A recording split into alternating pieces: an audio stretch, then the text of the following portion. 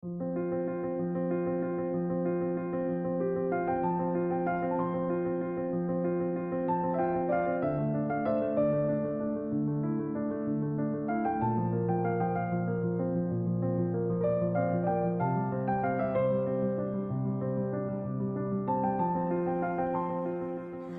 नमस्कार, मी स्नेहा कोगदे फॅमिलीमध्ये पुन्हा एकदा तुम्हा सर्वांचं खूप सारं स्वागत करते। कसे आहात तुम्ही सगळे? आशा करते तुम्ही सर्वजण मस्त मजेत आणि भरपूर आनंदात असाल। चला बघा, सकाळी सकाळी आरोहीची रिकामी कामं बघा। मी उठले, ब्रश केला आणि आंघोळीला गेली। तोवर आरोहीची इथे मॅगी बनवून तयार आहे आणि आता 6 पण वाजले नाहीत बरं का। काल रात्रीलाच तिने मला बजावलं होतं, मम्मा ब्रेकफास्टसाठी म्हणजे शॉर्ट ब्रेकसाठी मी उद्या मॅगीचं नेणार, पण मी मॅगी पास्ता वगैरे असं काही कधीच टिफिनवर अनहेल्दी फूड देत नसते। माझं म्हणणं असतं घरी आल्यानंतर सायंकाळी तुम्हाला थोडंफार काही खायचं असतं तेव्हा तुम्ही खा, पण टिफिनवर नकोच, कारण एखाद्या वेळेस टीचरनी जर बघितलं ना, शॉर्ट ब्रेकसाठी जरी दिलेलं बघितलं तरी ओरडतात, मग कशाला ओरडा खायचा ना। खूप समजावून सांगितलं, तिने हो नाही केलं, पण सकाळी उठून तिला जे करायचं तेच तिने केलं। सुरुवातीला थोडी चिडले मी, पण मग म्हटलं जाऊ दे, कधी कधी मुलांचेही हट्ट पुरवायला पाहिजे आणि नेहमी नाही हट्ट करत माझी आरू असं मॅगी वगैरेसाठी, कधीतरीच असतं तिचं ते। सो म्हटलं जाऊ देत, कधीतरी चालतं मॅगी वगैरेही। आणि पुन्हा म्हणजे आरडाओरड करून चिडून वगैरे काही होणारही नव्हतं, कारण मॅगी बनवून तयारही होती आणि तुम्ही बघितलं आता फक्त सकाळचे 6 वाजलेले आहेत। आणि बघा, शहाणी आरू आधी ब्रेकफास्ट बनवून घेतला आणि त्यानंतर आता इथे ब्रश करते आहे आणि मी असं मोबाईल घेऊन गेली ना तिच्याकडे। सो बोलते कशी, mamma you don't have iPhone, त्यामुळे असं कॅमेरा मिरर समोर धरून वगैरे दाखवायचं तुला अधिकार नाही आहे, ते फक्त आयफोनवाल्यांनाच जमतं आणि त्यांचंच ते छान दिसतं। म्हणजे आता फक्त आयफोनवाल्यांनीच असं मिररमध्ये म्हणजे व्हिडिओज वगैरे घ्यायचे का? मी म्हटलं चल चल, माझ्याकडेही एक दिवस आयफोन नक्कीच येईल आणि चला, येऊ न येऊ पण पॉझिटिव्ह विचार करायला काय जातं। म्हणजे जे आपण विचार करतो ना, तर युनिवर्स ते आपल्यापर्यंत पोचवायचा प्रयत्न करतो असं म्हणतात। सो पॉझिटिव्ह गोष्टींच्या बाबतीत तरी या गोष्टीवर जे आहे पूर्ण विश्वास ठेवून मी खूप साऱ्या पॉझिटिव्हिटीसोबत आजच्या दिवसाला सुरुवात करते आहे। आणि माहीत आहे का, काल पिहू म्हणजे आरोहीचं चालू होतं मॅगी पाहिजे मला, उद्या मॅगी पाहिजे, आणि पिहू काय बोलला माहीत आहे का, मम्मा आपण हॉटेलवर खातो ना दाल फ्राय, मला तशी दाल फ्राय बनवून देशील का? सो म्हटलं ठीक आहे, उलट इझी आहे। आणि कसं असतं माहीत आहे का, मुलंही तेच ते खाऊन कंटाळतात आणि मलाही खूप बोर वाटतं बरं तेच ते आलू वांगे गोबी नहेन ते करायला। म्हटलं चला आज मस्त पिहू बोलतोच आहे तर दाल फ्राय बनवूयात। आणि बघा, बनवायला सुरुवात केली नाही तर आमचे कावडे महाराज येऊन बसलेत। म्हणजे मी त्याला फक्त म्हणजे थोडंसं उजाळलं, त्याला कळलं की किचनमध्ये कुणीतरी आहे, तर येतो खिडकीत आणि नुसता काव काव काव काव काव काव करतो। आधी फार छान वाटायचं बरं की हा ओरडतो आहे मला पाहून, मला आवाज देतो आहे, पण जेव्हा अशी घाई गडबड असते ना तेव्हा अशी चिडचिड होते, असं वाटते जा रे बाबा, घे खा आणि जा निघ इथनं, करू दे मला कामं। रात्रीची अर्धी पोळी होती ती त्याला दिली, तितके घेऊन तो गेला, पण पुन्हा बघा तो कितीदा रिटर्न येतो। सो चला, आरूची मॅगी जरा गार झाली, सो टिफिनमध्ये मी भरून ठेवली। आता आरूला मॅगी दिली आणि हे जर पिहूला कळलं ना तर त्याची आरडाओरड चालू होईल, हे मला माहीत होतं। म्हणून जे आहे मी आता इथे पिहूसाठी पण मॅगी बनवायला घेतली। तर बघा, हे महाराज पुन्हा आलेत आणि आता मला याला द्यायला माझ्याकडे काहीच नव्हतं, कणिक मळलेली होती। सो मी शेवटी कंटाळून जे आहे कणिकच घेतली थोडीशी आणि त्याला खायला दिली। एक दोनदा तसं माझ्या मनात आलं जाऊ दे एक पोळीच टाकते आणि याला देते, पण ओट्यावर इतका पसारा होता ना, म्हटलं नाही आधी स्नेहा पसारा आवर, नाही तर काय होतं कामं करता करता मला भयंकर चिडचिड होते। म्हणून आणि माझा रुटीन कसा असतो, उठल्या ना मी आधी भांडे लावते, एकदा रात्रीचंच म्हणजे गॅसचा ओटा क्लीन जरी असला ना तरी एकदा पुसून घेते आणि नंतर स्वयंपाकाला सुरुवात करते।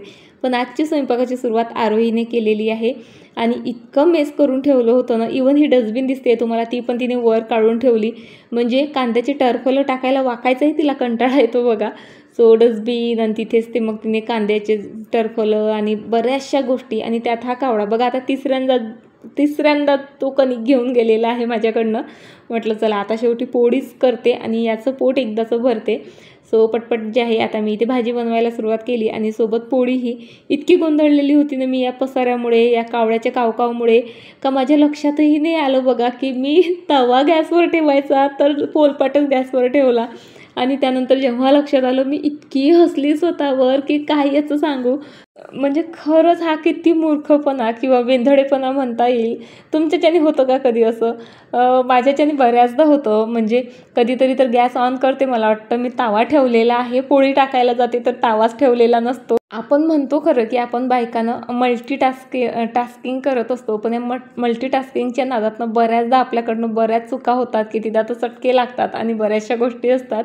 बरं चला, भरपूर हसून झालं माझं. आता भाजी करायला सुरुवात करते. या भाजीची रेसिपी अगदी इझी आहे, पण भाजी इतकी भन्नाट बनते.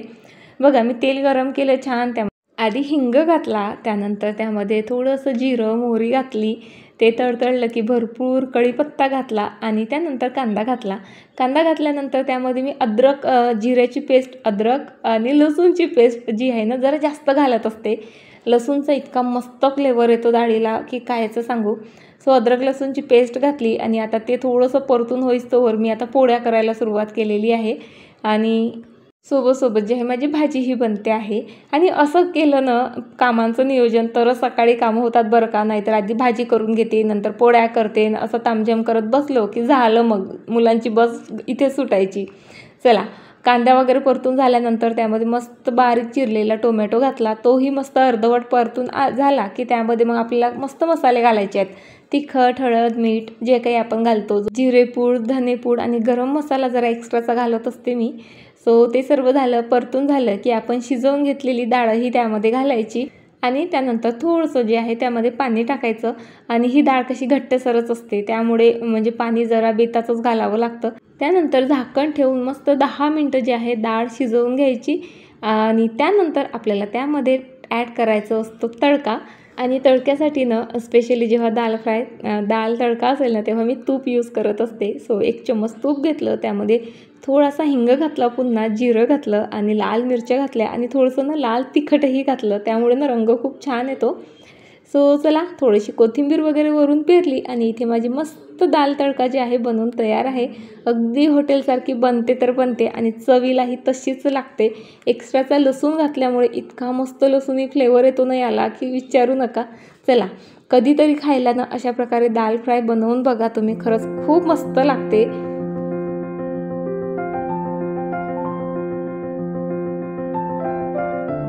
कालपासनं अजूनही आमच्याकडे पाऊस चालूच आहे. काल दिवसभर हळूहळू थोडा येत होता जात होता आणि असं वाटलं आता सकाळी बंद झालेला असेल, तर सकाळीही थोडा जो आहे पाऊस चाललेलाच होता. पण चला, त्यामुळे वातावरण थोडं थंड तरी झालं, नाहीतर इतकी गरमी होत होती की कायचं सांगू. चला, मुलं वगैरे गेले, पावसाचाही जरा आनंद घेतला आणि आता कामं आवरायला घेतले. आता ही कंडिशन किंवा ही वेळ अशी असते माहिती आहे का, मी जर लगेच कामाला लागले ना तर माझी पट्ट कामं होतात. पण मी जर विचार केला ना की थोड्या वेळ आरोहीच्या पप्पांसोबत बोलत बसते किंवा मोबाईल पाहते, तर झालं, मग माझी कामं होतच नाही. म्हणून यावेळेस ना मी जास्तीत जास्त स्वतःला ॲक्टिव्ह ठेवायचा प्रयत्न करत असते. सो त्यामुळे ना मुलं गेले की मी निवांत बसतच नाही, लगेच कामाला सुरुवात करते. इथे ना काल दळण करून आणलेलं होतं, म्हणजे आपलं काय मिक्स भाकरीचं, मिसळच्या भाकरीचं. सो ते मी आता गाळून डब्यामध्ये भरून ठेवलेलं आहे. आणि आमच्याकडे ना भाकर रेग्युलरली बनत नाही, पण असं एकदा दळून आणलं की मग जोपर्यंत पीठ संपत नाही तर मग आमच्याकडे भाकरीच बनत असतात. सो आता जोपर्यंत हे पीठ संपत नाही तोपर्यंत आमच्याकडे दररोज सायंकाळी भाकरीच बनणार आहेत. चला, किचन सर्व आवरून झाल्यानंतर मी आलेली आहे आता ड्राय बाल्कनीमध्ये. आणि जसं मी तुम्हाला 2 दिवसापूर्वी सांगितलं होतं, मी ना एक केमिकल या जास्वंदांच्या झाडावर स्प्रे केलं होतं, पण त्याचा रिझल्ट खरंच इतका छान आलेला आहे का एकही मिलीबग माझ्या झाडावर आता वाचलेलं नाही. हे जे दिसतंय ना तुम्हाला प्लांटर, यामध्ये बघा ते येलो कलरचं जास्वंद आहे.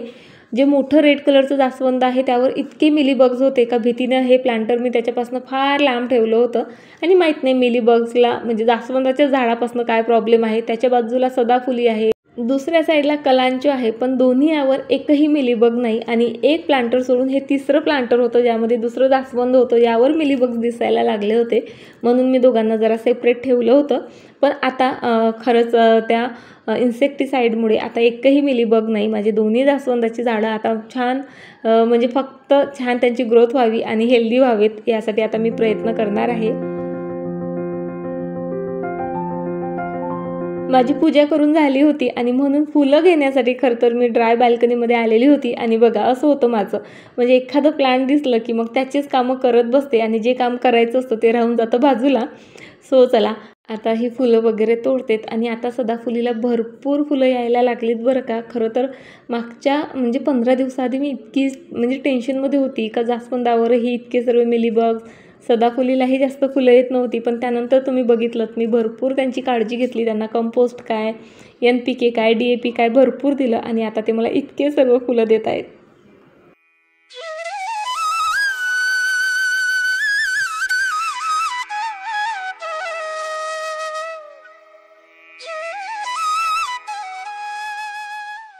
मी ना बऱ्याच बायकांचं पाहते, म्हणजे त्या सांगतात मी दर महिन्याला घर क्लीन करते, मी 15 दिवसाला घर क्लीन करते.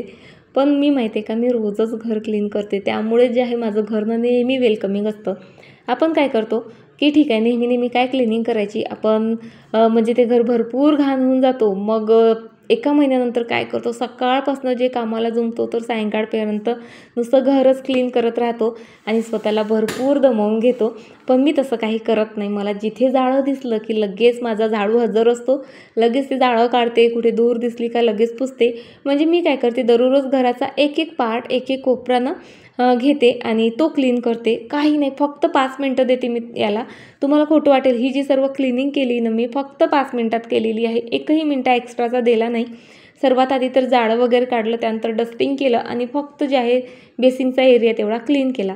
बस फक्त 5 मिनटं लागतात याला, पण घर ना नेहमी आपलं क्लीन दिसतं. असं करत करत ना म्हणजे आज मी हा एरिया केला की उद्या मी बेडरूमचा एखादा कोपरा घेते, परवा मी हॉलचा एखादा कोपरा घेते. यामुळे काय होतं, माझं काम ना डिव्हाइड होतं, म्हणजे रोज थोडं थोडं होतं. त्यामुळे घर नेहमी क्लीन दिसतं. म्हणजे एक दिवस करायचं, मग महिनाभर धूर साचू द्यायची, पुन्हा एका महिन्याने मग अगदी कंबर तुटेपर्यंत जे आहे क्लिनिंग करायची. हे काही माझ्या तत्वात बसतच नाही. त्यापेक्षा माझं हे असंच असतं आणि माझी तुम्हालाही ॲडवाईस आहे, असंच करा. रोज फक्त 5 मिनटं आपल्या घराला द्या. कधी हा कोपरा करा, कधी फ्रीज करा, कधी किचन करा. म्हणजे असं करता करता माहीत आहे का, आठवड्याभरात म्हणजे हे चक्र चालू राहतं क्लिनिंगचं. त्यामुळे ना असं होतच नाही की अरे कोणीतरी येत आहे, आपलं घर डर्टी आहे किंवा अरे महिना संपतो आहे, आता आपल्याला क्लिनिंग करावी लागेल. हे असं जे असतं ना, असा जो गोंधळ असतो तो माझ्या बाबतीत तरी कधी होत नाही. कारण मी म्हणजे अशी स्वतःला सवयच लावून घेतलेली आहे का चालता बोलता क्लिनिंग करायची. त्यामुळे खरं तर आपल्याला क्लिनिंगचं प्रेशरही येत नाही आणि आपलं घरही नेहमी क्लीन दिसतं. चला, आता सर्व जे आहे जाळं वगैरे काढून झालं, फ्रेमही क्लीन झाल्यात आणि बघा तुम्हाला हा ना फोटो दाखवायचा आहे मला. यामध्ये माझी आरू बघा किती क्यूट दिसते. लहानपणी बरं असतं मुलांचं, आपण जसं म्हटलं ना बाळा हे घालते का की लगेच घालायला तयार, बाळा असा मेकअप करू का तर ठीक आहे मम्मा, किंवा ऐकतात. पण आता तर इतके चूजी झालेत ना, आणि काही वेगळं घालायचं म्हटलं तर इतके लाजतात की कायचं सांगू. छोटे होते ना तेव्हा मला फार वाटायचं बरं कधी, म्हणजे बघा उद्या गोकुळाष्टमी आहे, सो मला ना फार आवडायचं आधी का पिहूला म्हणजे आरूला राधा बनवायचं, पिहूला कृष्ण बनवायचं. सर्वच बनवतात, पण तेव्हा आरूच्या पप्पाचं कसं होतं माहिती आहे का, हां एका दिवसासाठी हा ड्रेस आणायचा का, कशाला एका दिवसासाठी एवढा खर्च, असं करायचे. आणि तेव्हा म्हणजे आमची लाईफ वेगळ्याच फेजमध्ये होती, तेव्हा बरेचसे प्रॉब्लेम होते. त्यामुळे अशी नाही मला पाहिजेच किंवा करायचं असं, म्हणजे आत्ताही नाही करत मी आणि तेव्हाही नव्हती करत, गोष्टी सोडून द्यायची. पण आता असं वाटतं की बघ तेव्हा आपण ह्या मुलांच्या हौशी केल्याने, मुलांच्या काय आपल्याच हौशी असतात खरं तर त्या, आणि आता मुलं करू देत नाहीत.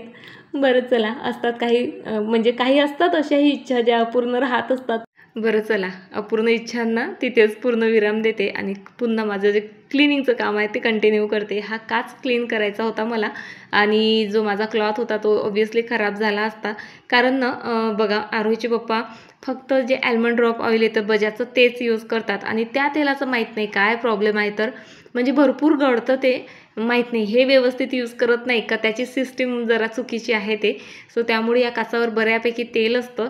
म्हणून जो माझा क्लिनिंगचा जो क्लॉथ होता, डस्टर होता, त्याने क्लीन न करता मी आधी कागदाने आणि नंतर एक असाच वेस्ट कापड होता की जो यूज केला की मला फेकायचा होता, त्याने जे आहे मस्त क्लीन केलं, पूर्ण रचलं. आणि त्यानंतर हे ओडोनिलचं जे आहे ना सॅचे, ते मी इथे लावूनच ठेवत असते.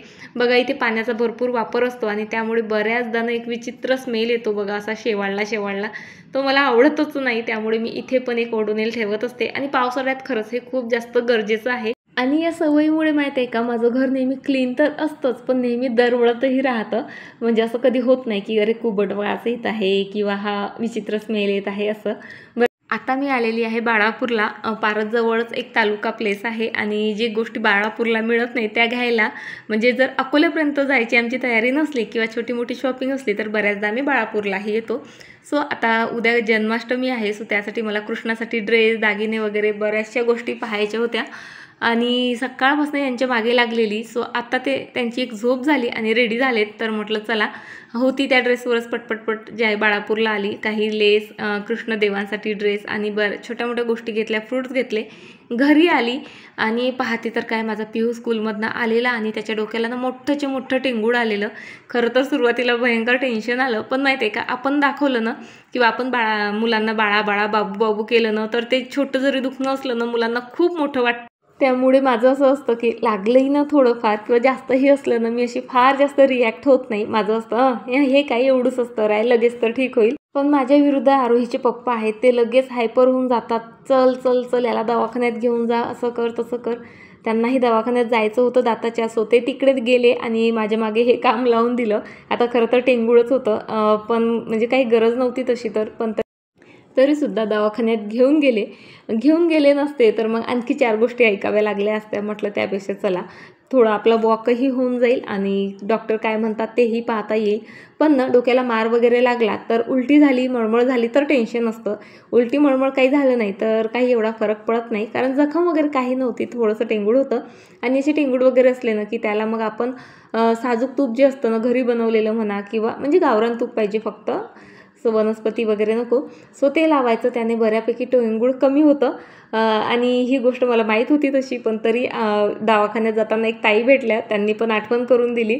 सो घरी आल्या आधी औषध दिली आणि त्यानंतर तूप लावलं. आणि मुलांचं काय, कितीही लागलेलं असलं की त्यांना बघा खेळायला जायची इतकी घाई असते. माझ्या पिहूचंही तेच चालू होतं. खरंच मुलांसारखं ना जगता आलं पाहिजे. आता इतकं मोठं टेंगूड आलेलं, पण त्याला त्याचं काही नव्हतं, त्रास नाही होत आहे ना, झालं. पण आपण मोठी माणसंच माहिती आहे का, फालतू जे आहे काळजी करत बसत असतो. कसं झालं, काय झालं, दुखत असेल का, असं असेल का, तसं असेल का. खरंच मुलासारखं जगता आलं ना तर आपली लाईफ कितीतरी इझी होऊन जाईल, नाही का. मी किचनच्या विंडोमध्ये बघा हे काही प्लांटर्स ठेवले, पण झालं काय, या खिडकीची जी खालची फ्रेम आहे ना ती जरा उंच येते आणि त्यामुळे मग प्लांटरनं व्यवस्थित दिसत नाही. म्हणून मी ना बाहेरनं काही ना दगडं वगैरे घेऊन आली होती, काय म्हणतात त्याला, कडपैकी काहीतरी समथिंग. यामुळे ना माझ्या प्लांटरला छान हाईट मिळाली आणि त्यामुळे आता माझं प्लांटर पूर्ण दिसतंय. चला हे काम झालं. बाळापूरवरनं येताना काही फ्रुट्स घेऊन आले होते, सो तेही वॉश वगैरे करून ठेवायचे होते, तेही केलं. आणि हा जो कार्डबोर्डचा बॉक्स दिसतोय ना तुम्हाला, यामध्ये माझ्या बरेच म्हणजे डेकोरेशनच्या वस्तू ठेवलेल्या आहेत. सो जे उद्यासाठी हवं आहे तेही काढलं.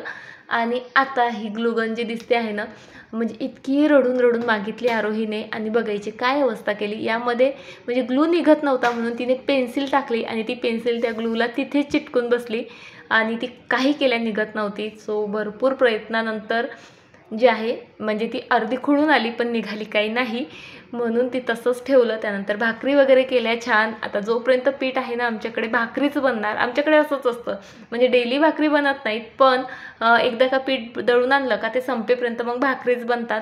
आता खूप छान जेवण झालं बरं का, पण आता कितीही छान जेवण जरी झालेलं असलं तरीसुद्धा भांडी घासावीच लागतात. आणि आरोहीचे पप्पा इतके ह्याने आले ना माझ्याजवळ की काही मदत करू का, म्हटलं या चला भांडे घासू लागा, तर असे पण आले. चला आता या छान गोष्टींसोबत जे आहे आजचा व्हिडिओ इथे संपवते. तुम्हाला उद्या भेटते अशाच एका छान व्हिडिओसोबत. तोपर्यंत फ्रेंड्स स्वतःची काळजी घ्या. बाय.